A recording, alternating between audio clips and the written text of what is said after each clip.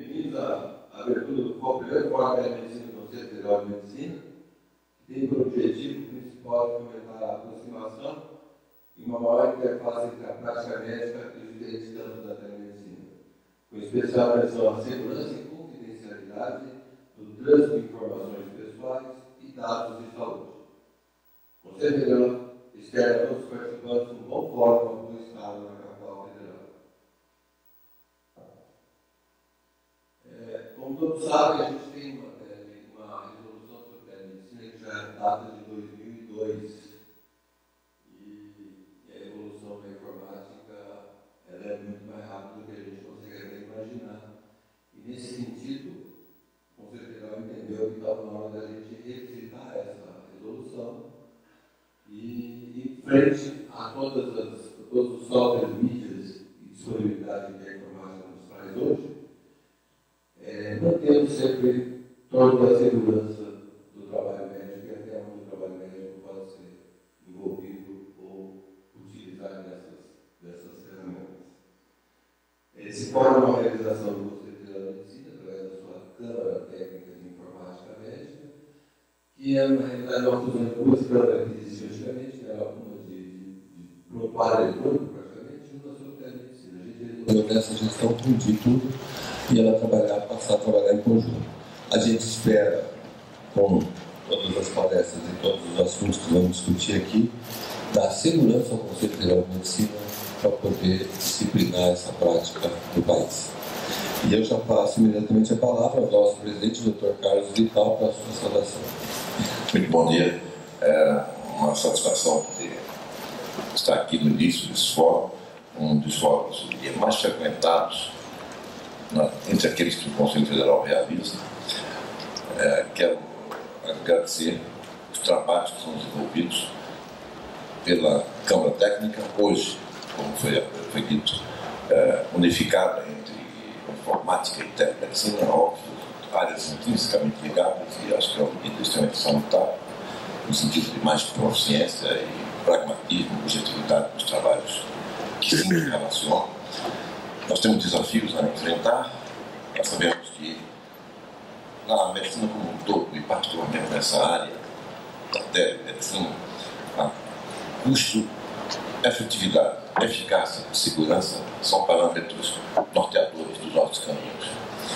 Nós temos que observar qual é o melhor caminho, através do tratamento do custo e da eficácia, e daí a grande perspectiva de desenvolvimento, não só aqui, mas no mundo, na telemedicina, mas sem perda, óbvio, da eficácia e da segurança, do alcance de resultados e da segurança nesse processo.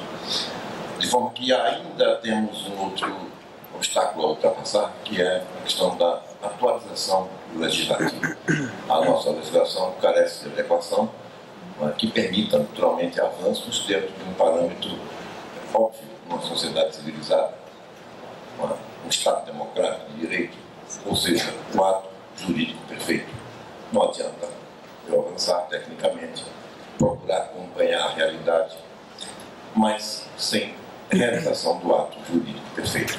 Isso, naturalmente, traria grandes dificuldades a todos os envolvidos e interessados na área, além, óbvio, da própria sociedade como um todo. Nós temos que reiterar esses agradecimentos, não só ao nosso coordenador, Dr. Ademir. Nós chamamos aqui particularmente, carinhosamente, o Dr. Ademir de um diplomata, é o nosso diplomata, além de dedicado à área, ele tem, no âmbito dessas relações políticas, extrema habilidade, bem como também agradecer os membros, todos os membros da Câmara Técnica, que vêm evitando os melhores esforços no sentido dos nossos trabalhos terem resultados, alcance de resultados que são desejados. Quero também fazer referência ao público. Sei que aqui eu tenho um compromissado, dedicado à área da informática, da telemedicina. Nós temos nomes aqui para as palestras que estão muito bem, eu diria, indicadas e certamente serão extremamente brilhantes, proficientes, profícuas. Temos aqui, entre os palestrantes, uma conterrânea, a doutora Magdalena de Araújo Novaes, não sei se está presente. Magdalena. Nós cumprimentamos um carinho especial. gostamos de muito do seu trabalho lá na UFPE, e tantos outros, né, do mesmo nível, como o Dr. Tchau Wang, né, da Universidade de São Paulo, do Vanderlei Bernardo, entre outros. Em síntese, eu tenho certeza, a convicção do êxito desse fórum, sei que as expectativas das senhoras e dos senhores serão satisfeitas, e agradeço a presença de todos, colocando no Conselho Federal, como também já foi disponibilizado, a vontade e necessidade, dentro dos limites que temos, de todas as senhoras e senhores. Um bom fórum e um bom dia a todos.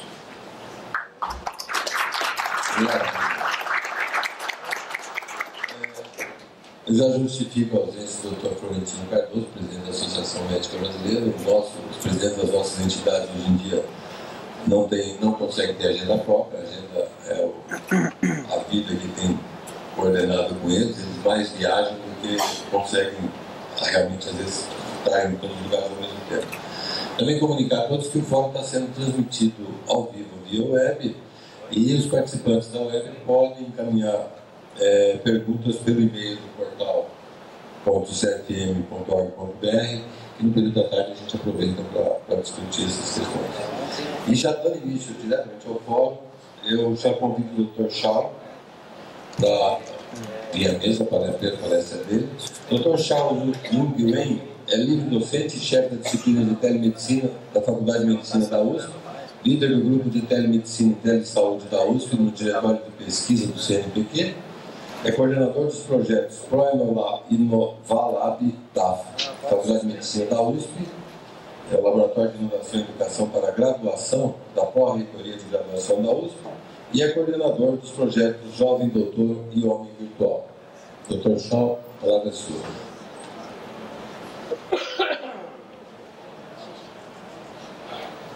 Bom, inicialmente, bom dia a todos.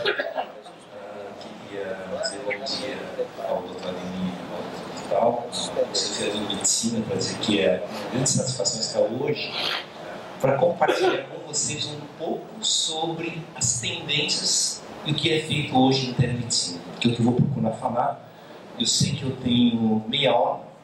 Na verdade, o meu problema era diminuir 300 slides para ser falado em 30 minutos.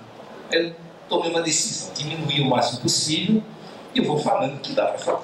Tudo bem? Bom, a primeira coisa, então, eu fui incumbido de abordar um tema sobre o estado da arte. Na verdade, eu vou falar um pouco, não só do estado da arte, mas a tendência do que vai acontecer. Bom, aqui nós temos uma ilustre pessoa, que é o professor Jorge Bom, sou discípulo dele. Na verdade, foi ele que criou a disciplina de telemedicina em 1997 e foi o primeiro presidente do Conselho Brasileiro de Telemedicina, e hoje a gente fez questão de vir pessoalmente para participar do evento. A primeira coisa sobre telemedicina, eu acho que é uma questão chamada ponto de confiança e mudança.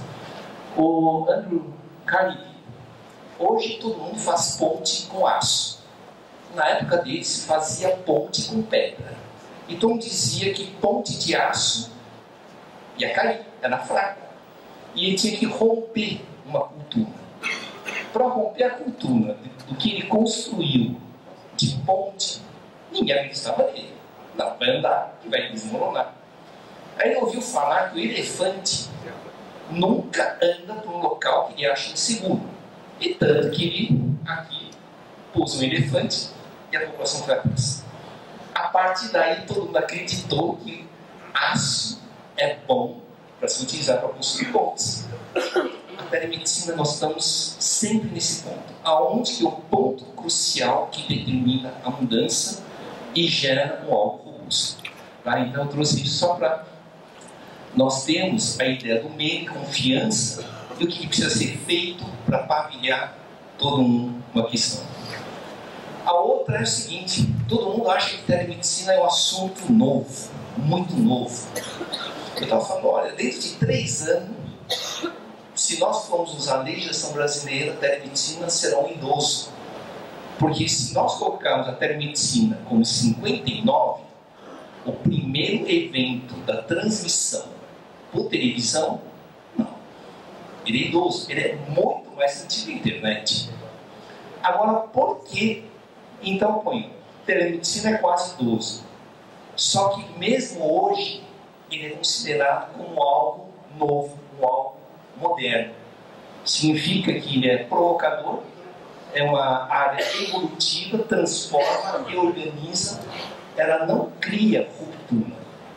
Esse é o ponto mais importante. Alguns dizem que a telemedicina é uma tecnologia que vai romper e quebrar toda a estrutura do sistema de saúde. Eu penso o contrário. Ele rejuvenesce, ele aprimora. Tanto que, quase idoso, ele ainda é visto como moderno. Portanto, ele está em mudança constante. Eu diria que a telemedicina e o grupo de telemedicina precisa ser uma estrutura permanente e evolutiva. O que é moderno, ele é relativo.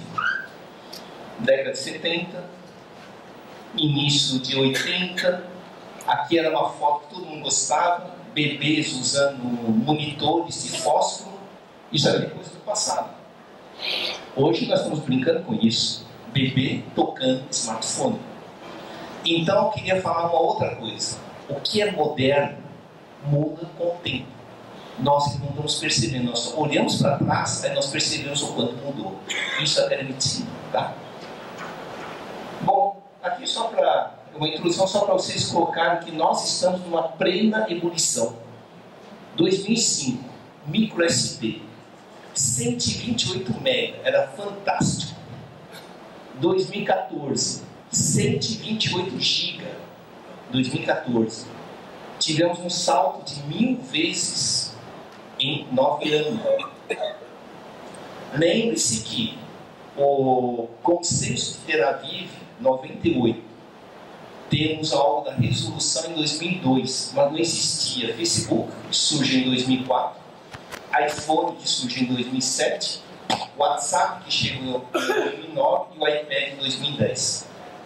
Nós não acompanhamos essa próxima mudança para dizer o que é que a tecnologia gera em termos de aprendizagem ou de interação de serviços. Tá? Então isso aqui é uma reflexão antes do que eu vou falar. Aí eu comecei a pegar pelo PubMed o que estão pesquisando. Trabalhos publicados. Um deles é o Mobile Health. Está em franco crescimento. Então, o que eu vou apresentar, eu sempre vou pegar um quadro que tem no PubMed e a tecnologia. Então, a primeira coisa que eu vou falar sobre o Mobile Health. Isso aqui, todo mundo sabe, é o nosso famoso Jornada nas Estrelas, o Dr. McCoy, com algo obsoleto, que eu decoder, mas na minha época isso era supra-sumo, então você sabe que sou velho. Sou quase a idade da telemedicina, quase 12. Então, isso é na época dele. Isso virou tricorder na década de 90 para ano 2000. O nosso tricorder é esse, se chama smartphone. Só para provar para vocês, isso aqui é a evolução. Aqui eu só pus uma foto para dizer, esse podia ter sido o primeiro smartphone, né? Um telefone com uma câmera com flash e tudo tipo. Isso é a evolução da telefonia celular chegando até o que nós temos hoje.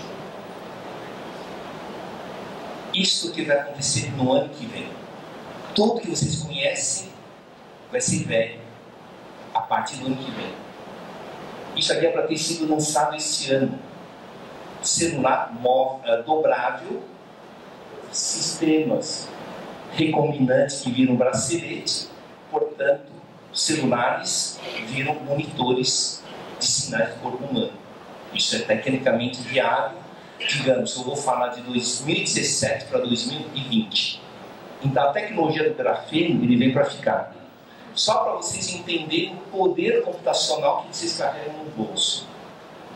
Todo mundo lembra, todo mundo lembra não, todo mundo sabe que o homem pisou na lua, com a Apollo 11.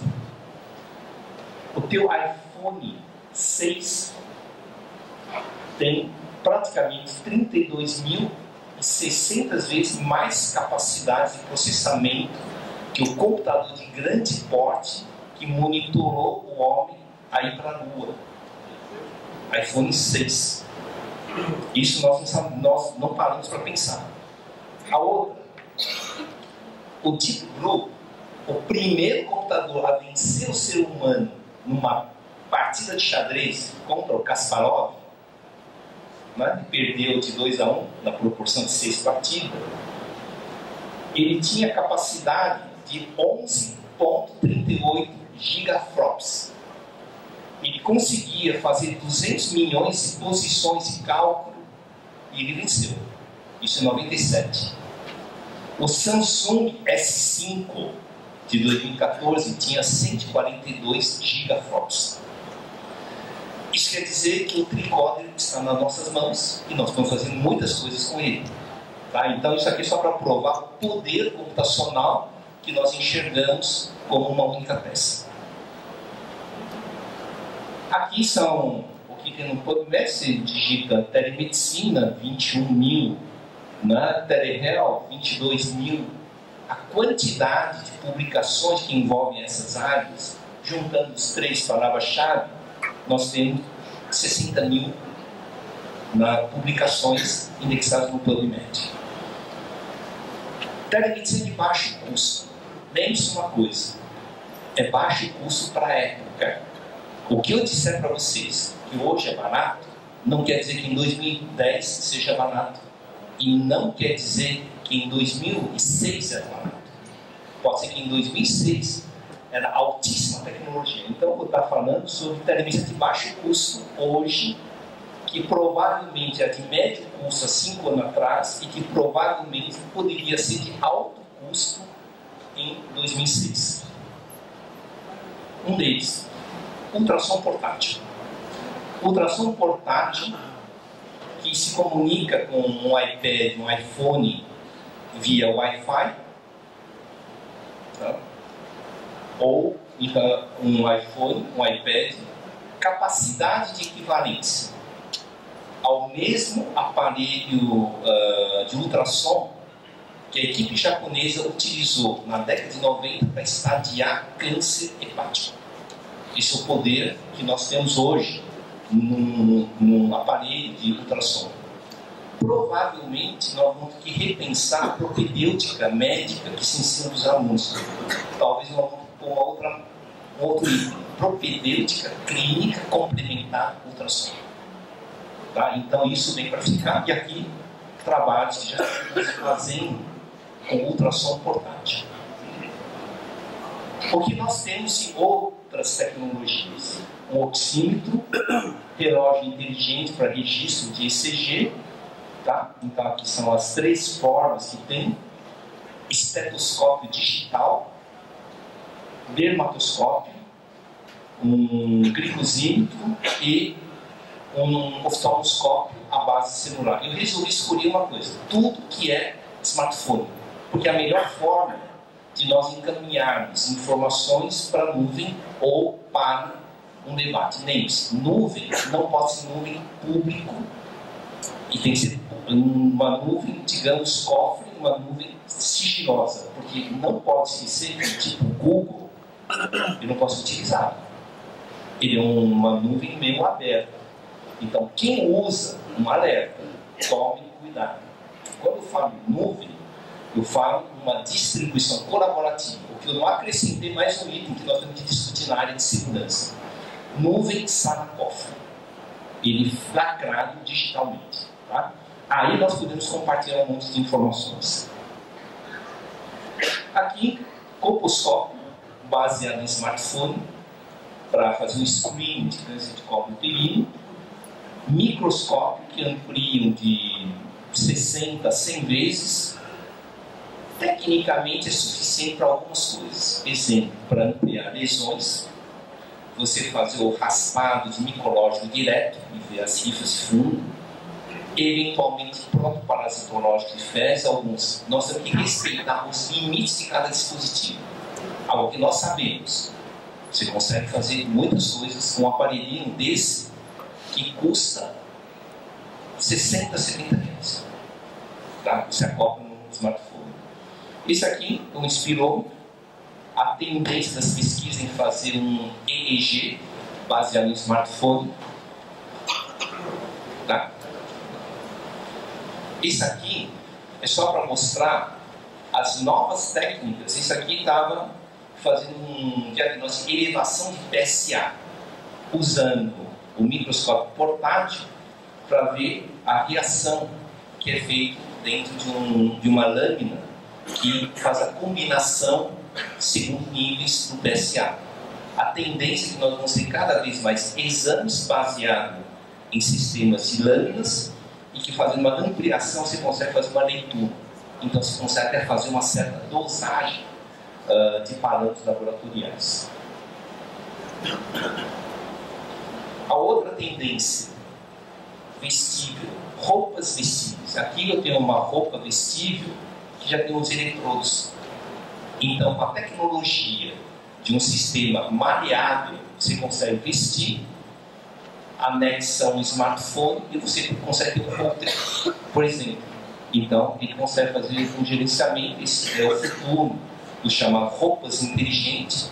Isso deve se popularizar nos próximos 2 anos. Isso aqui é bateria. Você sabe, o sistema eletrônico sem bateria não serve. Esse aqui nada mais é uma bateria com nanotubo que aguenta 200.000 ciclos sem grandes perdas de performance. Portanto, você vai ter uma bateria que tem mais de 40 anos de vida. Portanto, isso aumenta a capacidade das roupas vestíveis. Isso aqui eu achei interessante, que é um grupo coreano que põe no seguinte sentido: você põe uma joelheira, né, uma cotoveleira, ele já tem mola, todos os movimentos que você faz por cristais, pelo efeito piezo, já gera energia elétrica e já carrega. Então, para sistemas eletrônicos. Tá? Aqui é para mostrar adaptadores para endoscopia flexível e rígido, principalmente em otorrino, baseado em smartphone. Tá? Isso aqui eu acho interessante. Pé diabético. Você pode fazer exame de pé diabético. Você acopla um sistema de espelho e você tem um smartphone que vai fazendo o exame do pé diabético. Você pode transferir isso, essa imagem para uma avaliação. E vamos supor que um aparelho desse serviço para screening de pé diabético. Exemplo, até impedir com isso. Você coloca, tem que fazer antes de fazer qualquer manipulação no pé. Então esse aqui é um outro aparelho que já existe. A outra tendência são chamadas telepresença.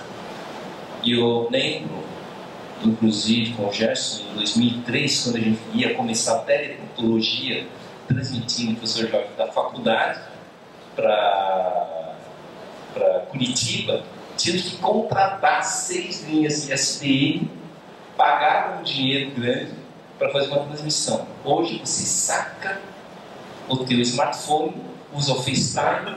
Ontem o Cláudio estava fazendo o FaceTime para tentar localizar o Taleb. É algo prático. Isso quer dizer que o mundo mudou. Aquela telepresença em 2003, hoje é algo bem arcaico. Para onde nós vamos caminhar em telepresença em medicina? Robozinhos. Eu lembro que há 3 anos atrás eu dizia que nós vamos acabar com robozinhos para fazer até o acompanhamento, se necessário, domiciliar. Então aqui é só para mostrar um robô, $199, e aqui é o smartphone. Isso aqui é o iPad, né? E você coloca um adaptador para tornar como um sistema de conferência, isso quer dizer, em painel.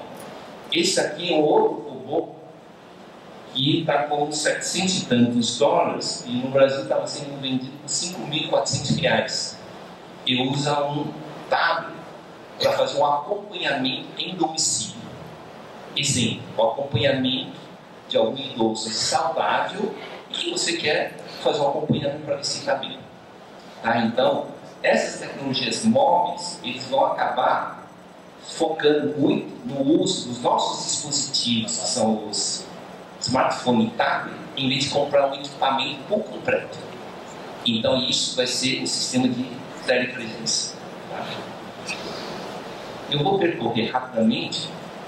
O futuro também na educação da telepresença vai envolver sala de aula do futuro, os encontros em grupo.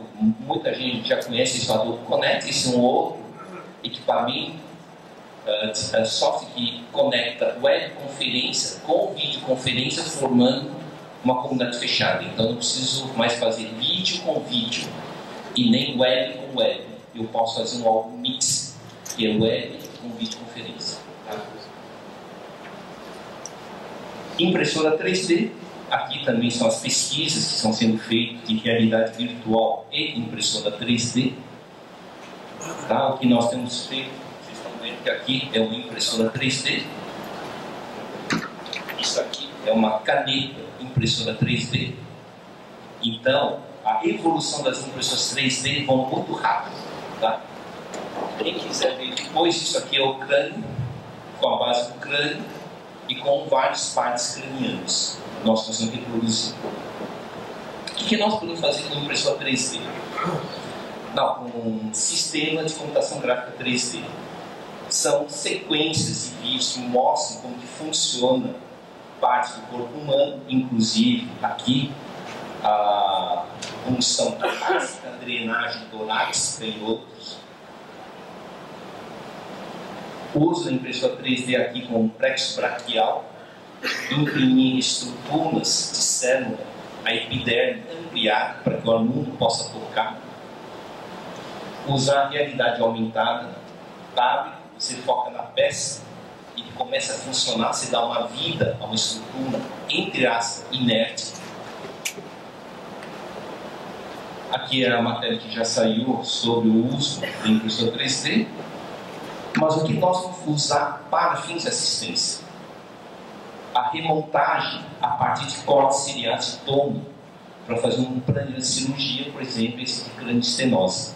Tá? Então você vê que eu peguei uma estrutura, refiz, e eu posso ver a base do crânio, posso cortar da forma que eu quiser para fazer um planejamento de cirurgia. Talvez um dos futuros da teleradiologia seja essa. Pegar a imagem, a reconstrução, discutir com um cirurgião e enviar à distância para a reconstrução 3D. Só para dizer para vocês uma coisa. Isso custa R$500.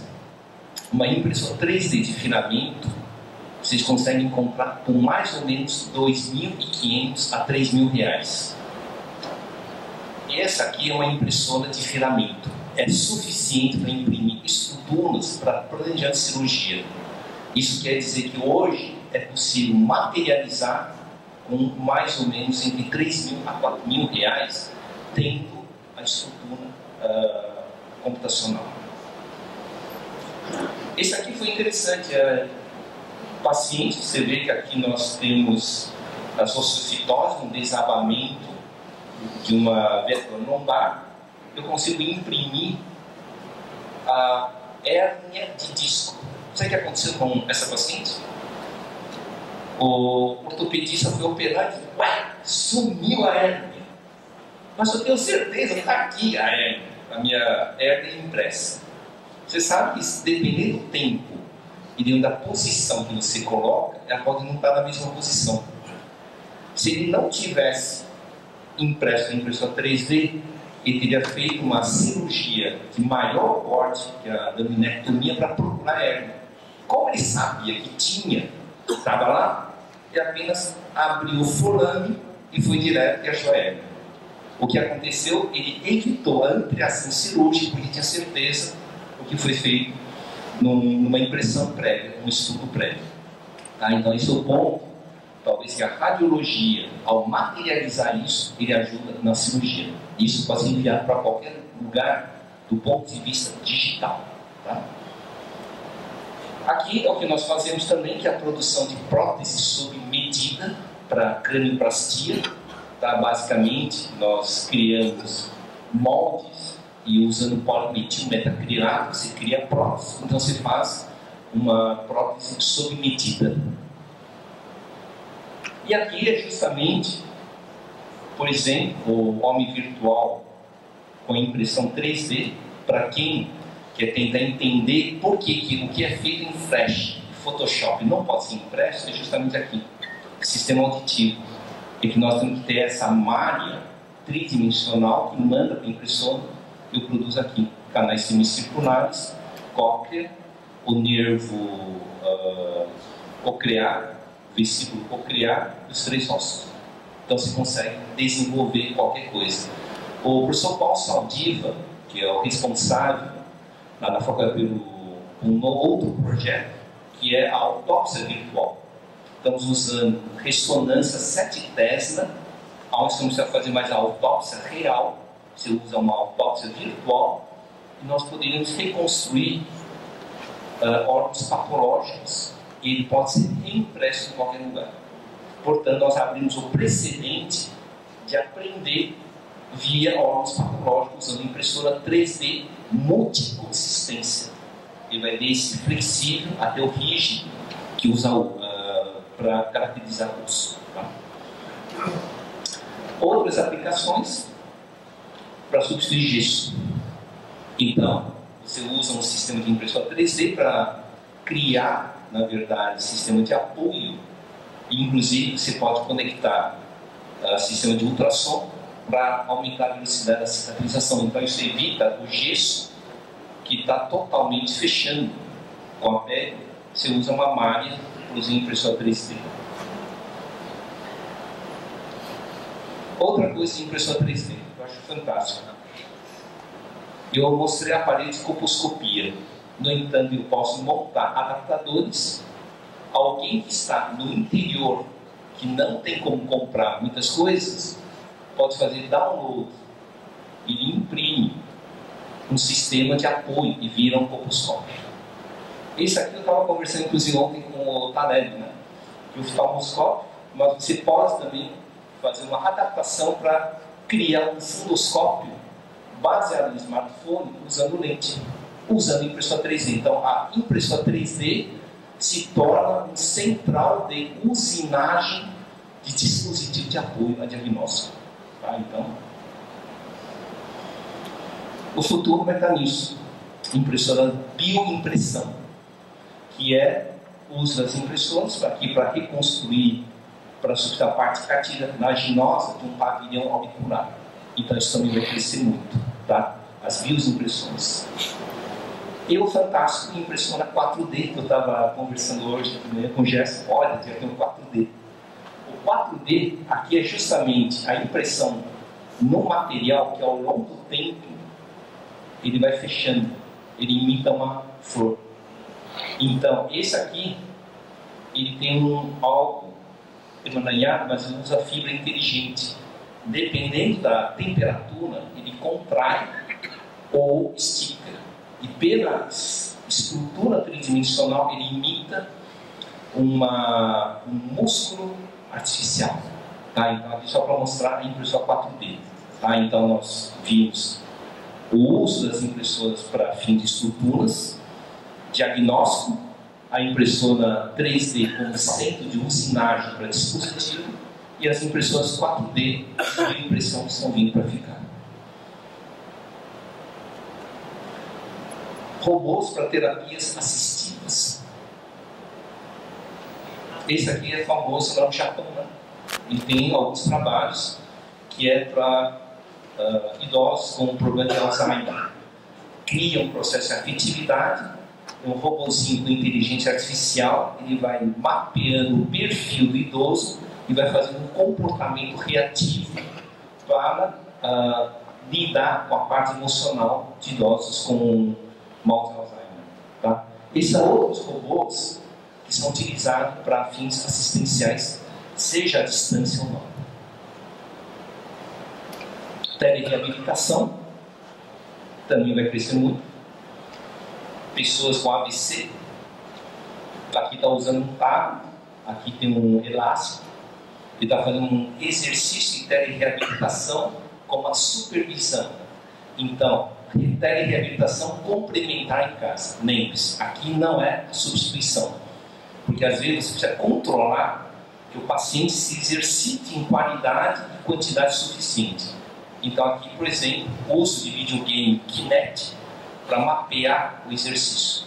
Tá? Então a telereabilitação também é uma área que está em grande crescimento com o uso de videogames. Esses são sensores. Esse sensor ele se predispõe a enviar até 10 caracteres por segundo se você pensar corretamente. Então, para um tetraplégico, isso pode ser uma forma de usar sistemas eletrônicos para ajudar em qualidade de vida em domicílio. Então, são tecnologias que estão surgindo de uma forma muito rápida e você usa um smartphone para fazer o controle. Vou ter que correr agora. Isso aqui é rápido. O panel vai mostrar também, na verdade, lente de contato com sistemas eletrônicos para dosar glicemia. Então você vai ter lente de contato eletrônico que também já é um biosensor. Então você faz um controle glicêmico. Tá? Esses aqui são na verdade já biosensores flexíveis hoje, descartáveis, que podem substituir vários eletrodos ou dispositivos de conexão numa UTI para evitar as infecções. Então, isso já tem disponível. E o futuro são chamados biosensores dobráveis, que é a tecnologia do grafeno. E aqui, tatuagem, que é biosensor, e aqui está aplicando uma tatuagem eletrônica como um biosensor para monitorar os sinais vitais. Tá? Isso ele também vem, tudo isso é 2018 para se tornar consumível. Tá? Hoje ainda está um pouco caro. Telepatologia, eu acho que vai avançar muito nessa área de uso do scanner de lâmina, a teleautópsia virtual e vários outros, e a reconstrução de órgãos patológicos em impressão 3D. O outro futuro que vai acontecer é biochip, exames laboratoriais com uma ou duas gotas de sangue, ele detecta exames laboratoriais. Depois que eu mostrei que até um microscópio de baixo custo você consegue identificar, mas a grande tecnologia está nos biochips. Tá? Então, por exemplo, um biochip que consegue detectar se um paciente está com sepsis. Tá? Isso vai estar à venda de uma forma constante. O que é preciso é validar o sistema do biochip com a parte clínica. Aplicativo para smartphone, eu acho que o futuro é que nós precisamos ter indústrias de alta qualidade para a construção de bons aplicativos e não aplicativos de brincadeira para a saúde. Essa vai ser uma tendência.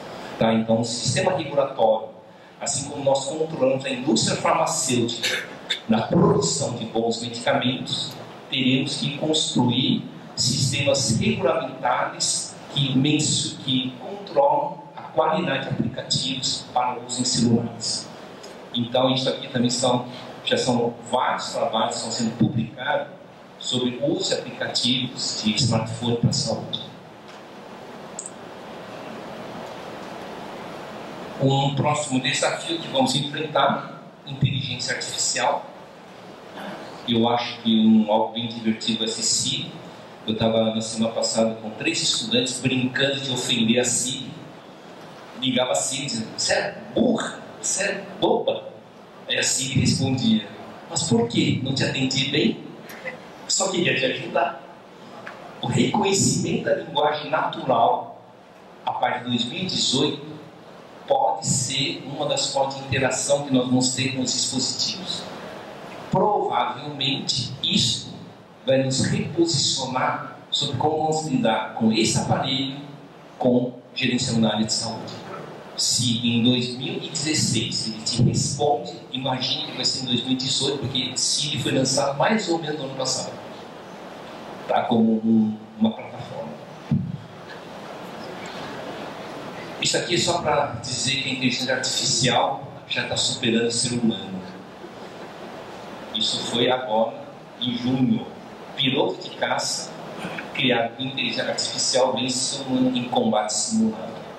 Então não duvidem da evolução, porque nós precisamos rediscutir qual é o papel que vamos gerenciar do profissional quando essas tecnologias se popularizarem. O que nós vamos trabalhar com ele e como vamos aplicar com eficiência. Não é ter um receio, porque ele vem para ficar. Nós temos que ser melhor que essas tecnologias. Tá? Então, já estou terminando, o futuro vai ser o 5G, já ultrapassei 2000, 5G, tá? É por isso que eu disse que o futuro da telemedicina não é mais distância. O futuro da telemedicina está na disponibilidade constante de serviço. Isso, inclusive, vai ocorrer com 5G por causa das casas inteligentes. E por último, que vai vir isso aqui, o Wi-Fi. Sistema de transmissão, é muito provável que nós vamos estar aqui, as lâmpadas têm o Wi-Fi, vai ser 1 giga, mas o mais interessante, sigilo. A lâmpada aqui não é a lâmpada lá, portanto, eu não invado os dados que estão aqui em relação às pessoas que estão lá. Provavelmente, então, aumentamos a capacidade de conectividade.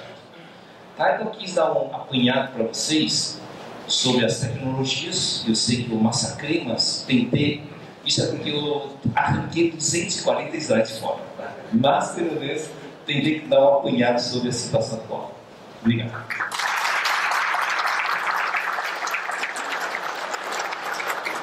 Obrigado, Shaw. O Shaw retorna depois da próxima mesa redonda. Ainda antes de entrar nas mesas redondas, nós temos mais uma palestra e eu convido o Dr. Vanderlei Bernardo.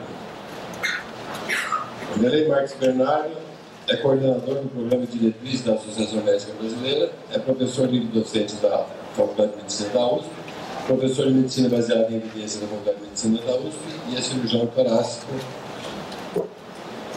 a quem eu tenho o prazer de passar a palavra. Vanderlei só tem 30 minutos.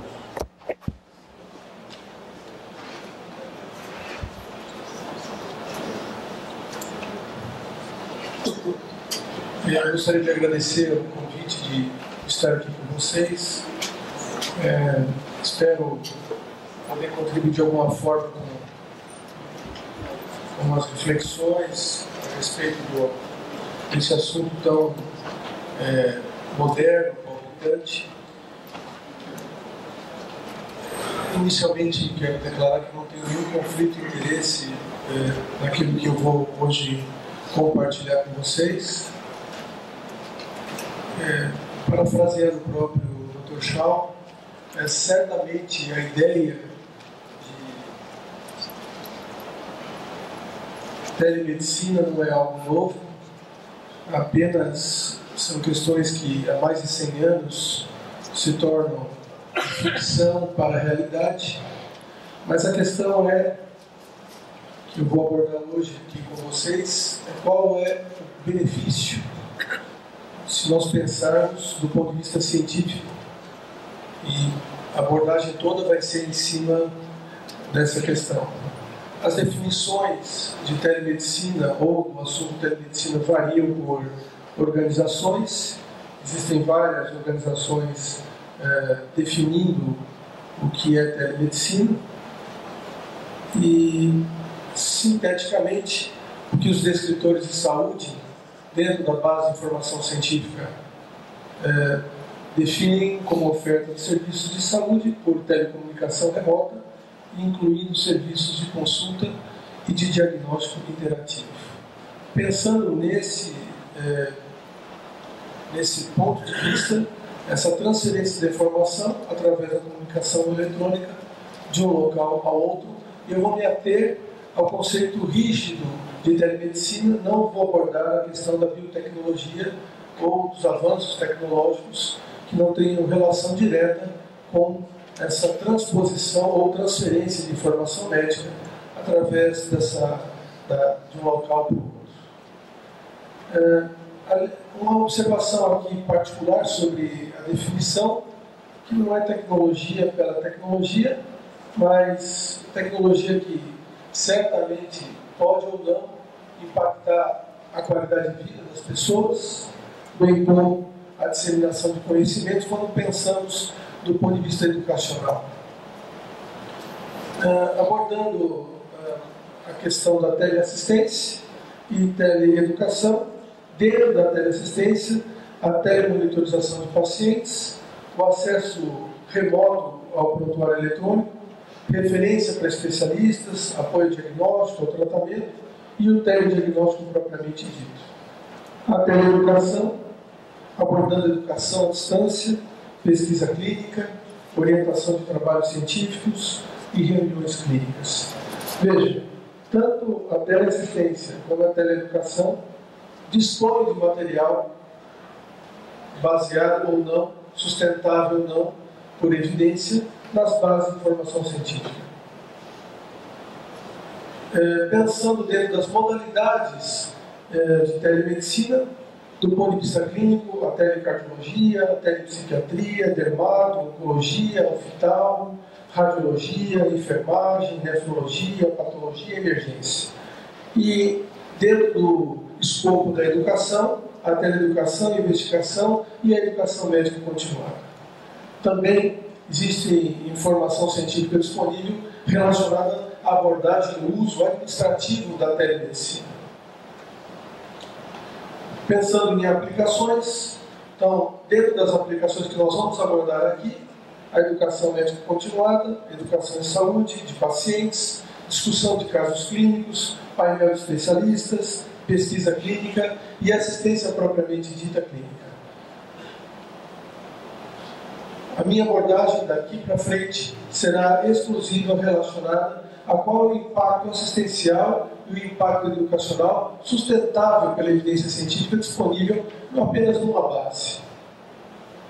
Então, transformando essa abordagem, faremos uma pergunta: qual o papel ou o impacto sobre assistência exercido pela telemedicina? Qual o papel ou o impacto sobre educação exercido pela telemedicina no treinamento de profissionais da área de saúde? Procuraremos responder, então, essas duas questões. Inicialmente, devo esclarecer a vocês que a abordagem vai ser absolutamente centrada no topo da evidência em revisões sistemáticas. Quando pensamos em revisões sistemáticas, não pensamos na quantidade extensa de revisões que nós temos disponível, porque é óbvio, o revisor narrativo, o revisor tutorial, escreve aquilo que lhe interessa. Ele não coloca controvérsias e ele não tem compromisso em sustentar ou não a evidência de acordo com parâmetros científicos. Ele escreve, ele redige, ele usa as referências que lhe dão sustento, suporte, e essa é uma forma de expressão da literatura. A meta-análise é uma maneira de quantificar esse benefício e, portanto, nós vamos abordar, então, revisões sistemáticas como meta-análise, ou seja, revisões sistemáticas que têm uma análise quantitativa, numérica, de benefício. Afinal, tudo que nós fazemos em medicina tem suporte, quer nós percebamos ou não, quer isso seja instintivo ou não, vai ter suporte quantitativo. Quando decidimos um tratamento, é porque temos um benefício. Quando decidimos por um método diagnóstico, é porque temos um benefício. As revisões sistemáticas, então, são métodos de obtenção e seleção crítica da informação. Aqui é apenas uma parte, vou dar uma paradinha, só para justificar o método que nós vamos usar, utilizando critérios de inclusão e exclusão pré-determinados. A meta-análise é uma análise agregada desses resultados que vão permitir expressar a síntese desse desfecho incluído em cada revisão. Então, nós vamos abordar em cada área disponível de revisão sistemática em telemedicina, desfechos e o tamanho ou não do benefício existente. Dentro da hierarquia da evidência, por isso que estou abordando revisões sistemáticas, a revisão sistemática de ensaios clínicos controlados e randomizados é a força máxima dentro de uma pirâmide de evidência científica. Os ensaios clínicos randomizados, é óbvio, que são aqueles que comparam telemedicina associada ou não à forma convencional, seja assistencial ou educacional, contra a forma convencional, é que dão suporte à elaboração dessas revisões temáticas. Meus amigos, saibam que em torno de 1 a 2% de toda a literatura disponível em qualquer assunto tem consistência para sustentar nossas decisões. 98% a 99%, dependendo do assunto, não tem consistência e não potencializa qualquer tipo de decisão com um benefício esperado. Por isso que quando nós vimos no Medline nós vemos uma base científica com 20 mil, 30 mil trabalhos, podemos nos preparar, porque menos de 600 desses trabalhos vão ter suporte ou sustento científico para sustentar uma tomada de decisão. Por isso que comparar, fazer ou não fazer, fazer de uma forma ou fazer de outra forma, é o fundamento da ciência. Por isso que nós, quando tomamos decisão, e quando eu levanto evidência científica, procuro estudos que tenham comparado fazer e não fazer e mostrar que fazer é melhor do que não fazer. Então, aqueles que têm algum tipo de intimidade com o pico, o paciente, intervenção, comparação e desfecho, entendam que a nossa abordagem vai ser paciente ou aluno, a intervenção telemedicina associada ou não ao método convencional, comparar o método convencional de assistência ao ensino e aqui a eficácia. Qual é o benefício?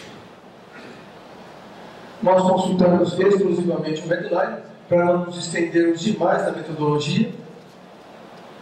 O desenho de estudo recuperado e utilizado é a revisão sistemática com meta-análise de ensaios clínicos randomizados.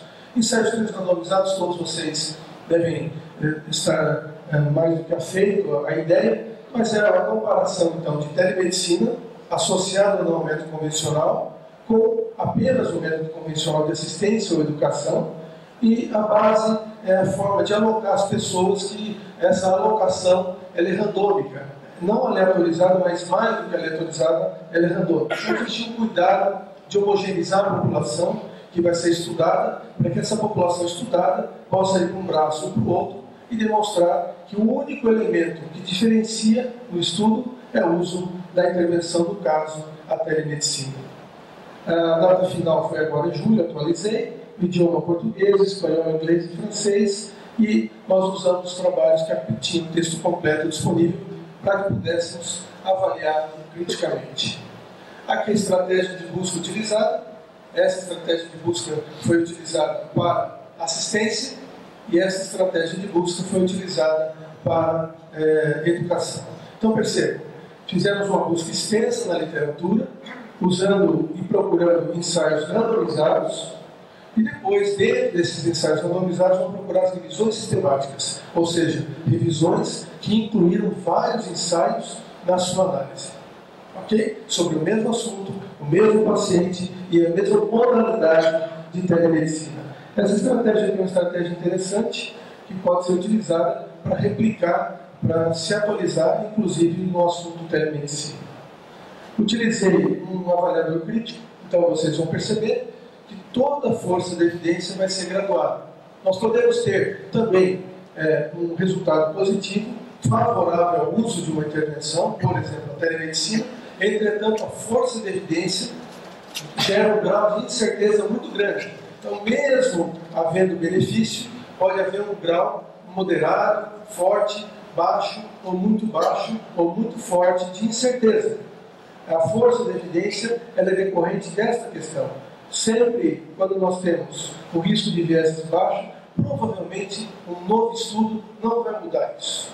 Os estudos até agora foram suficientes para falar para eu e você. Pode usar essa intervenção, que o benefício é garantido.